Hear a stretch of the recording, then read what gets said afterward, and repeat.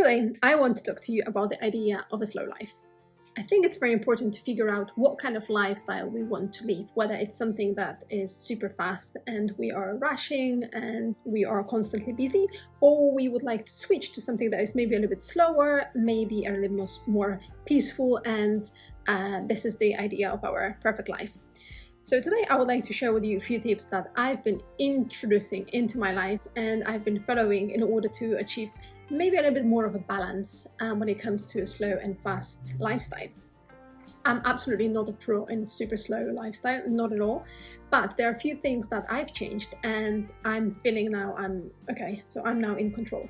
So the fast lifestyle for me is normally when I go on holidays and I'm enjoying a super peaceful environment, and then I come to London, and when I touch down and then leave airplane, I normally just start running, and the speed of myself walking is just super fast. I cannot really control it. I'm almost running to the passport control.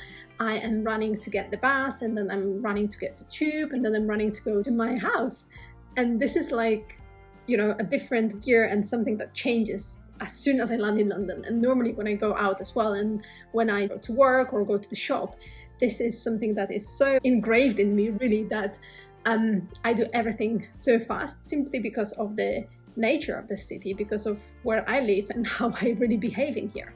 So here are the few things that I started implementing in order to help me to, balance out and live a little bit slower life. The first thing I wanted to talk about is slow fashion. And of course we have a fast fashion and we have not really a slower fashion, but maybe a slower ways of dressing up or slower ways of buying things. And what I mean here is that about a year ago, I started buying clothes in secondhand shops, and I was like super surprised of what I saw there because first of all, the clothes were not really very good quality, but also they were much cheaper as opposed to regular fast fashion shops.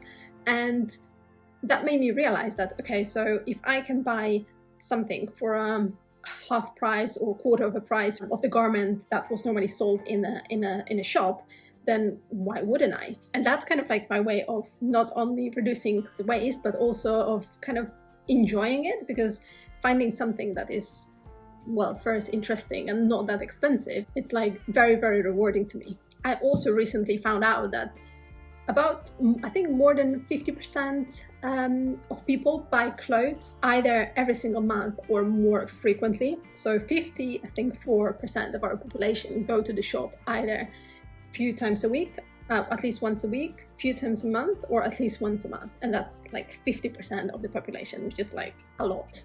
And that takes us to point number 2, which is a slow food. I heard the advice in here of, buying from farmers or straight from the producers. I find it a little bit difficult in here, especially that I don't have a car, so I'm unable to kind of travel really long distance and buy things from producers or from farmers themselves. And even going to a local markets, it's not really easy because they are far away from me. So carrying everything is just like, it might be super heavy, and traveling in the London Underground is well, we all know how traveling in London Underground is, especially with like bags and, luggage or, a lot of things. So in here is a little bit, especially for me at this stage, unrealistic. There is another thing of thinking of slower food, which is basically kind of like enjoying your food more and like eating your foods a little bit more slowly. And I'm not saying it's always easy or it's always possible, but kind of like trying to prepare your food and not always buying a fast food or just ready-made food, but kind of like the process of preparing your own food and then enjoying it, and then just like, eating it slowly and maybe having conversation with your family. I think this is something that is absolutely the best idea of a slow food. And this is the point for me that I'm just trying to implement every single day, and I think in the long run it will benefit us much more than we really think it will.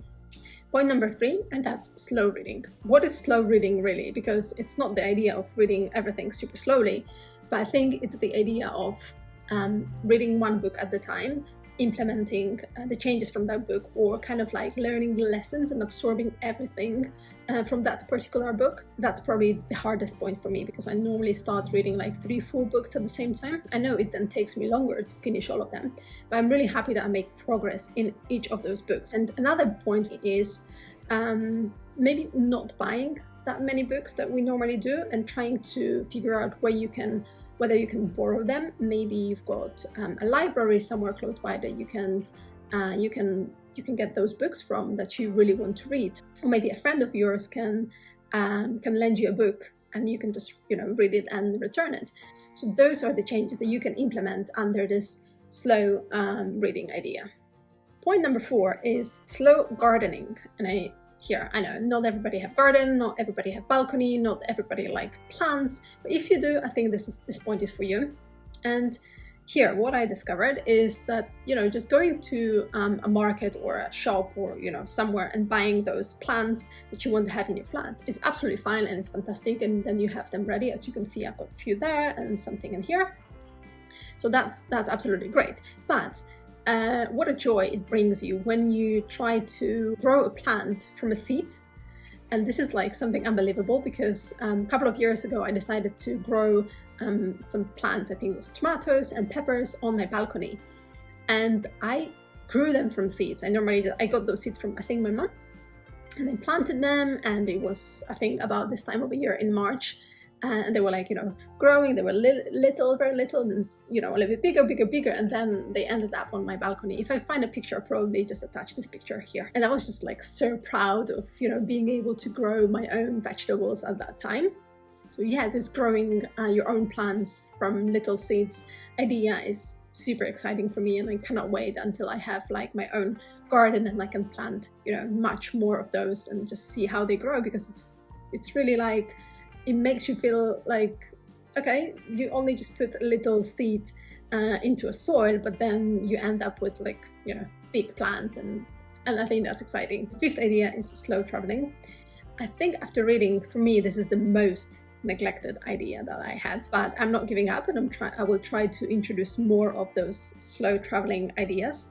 And here, I don't mean, again, slow traveling means like travel somewhere slowly, but maybe once you go somewhere on holidays, try to get to know the culture a little bit better. Maybe don't stay in this like massive big hotel, but just try to find a little cottage or a family that you can stay with, and you can get to know them, because you kind of not only create better connections with people, but you also feel maybe more welcome, as opposed to massive big hotels when you are just like one of 1,000 people that actually is there at the same time.